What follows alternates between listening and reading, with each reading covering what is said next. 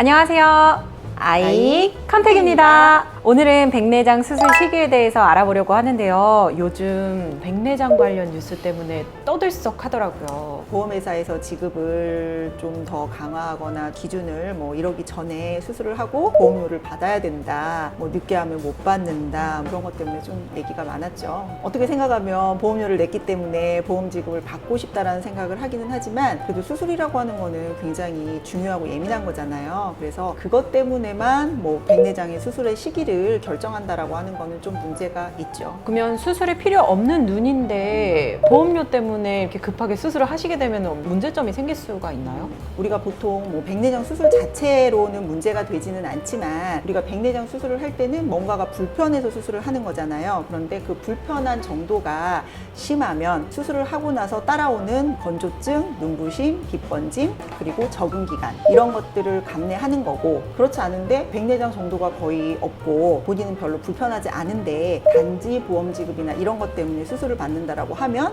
나는 좋아진 건 별로 없는데 생긴 불편함이 더 커지니까 환자분들이 굉장히 많이 불편해하죠. 그러면 수술 후에 건조증이랑 빗번짐, 이건 어쩔 수 없는 현상인가요? 이런 백내장 수술뿐만 아니라 모든 굴절 수술, 흔히 젊은 사람들이 하는 라식, 라섹, 스마일 라식, 렌삽, 그리고 녹내장, 망막, 이런 수술, 모든 안구에 관한 수술을 하면 따라오는 증상이라고 볼 수 있어요. 그런데 시간이 가면 점점 좋아져서 크게 불편을 느끼지는 않으시지만, 거기까지 가는 그 시간이 그렇게 짧진 않아요. 몇 개월, 좀 더 긴 분들도 있고요. 그렇다라고 하면 내가 백내장 수술을 해서 내 생활이 질이 좋아지고 시력이 좋아져서 난 너무 만족스럽다라고 하면 그 정도야 내가 감내를 하고 버티고 적응해보지라고 하는데, 수술했는데 나는 별로 달라진 게 없어, 내가 원하는 만큼의 기대치에 못 미쳐라고 생각을 한다라고 하면 이제 너무 예민해지시는 거죠, 이제 환자분들이 그 방면에 대해서. 그래서 저는 수술하고 나서 너무 불편해요, 인생이 우울해졌어요,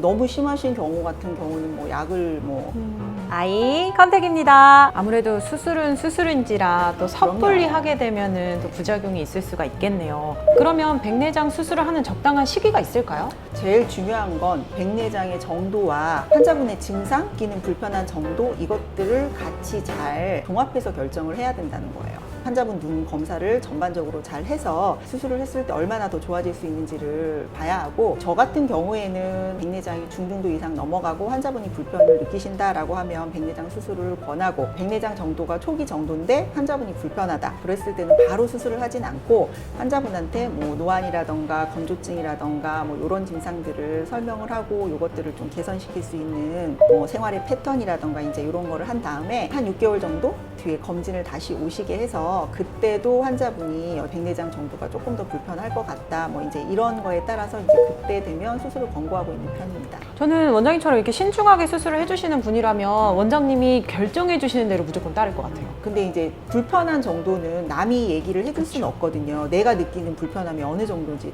의사가 전적으로 수술을 해야 된다라고 얘기를 해야 되는 정도도 있지만, 그렇지 않은 환자분하고 상의를 해서 환자분이 결정을 하셔야 되는 정도도 있죠.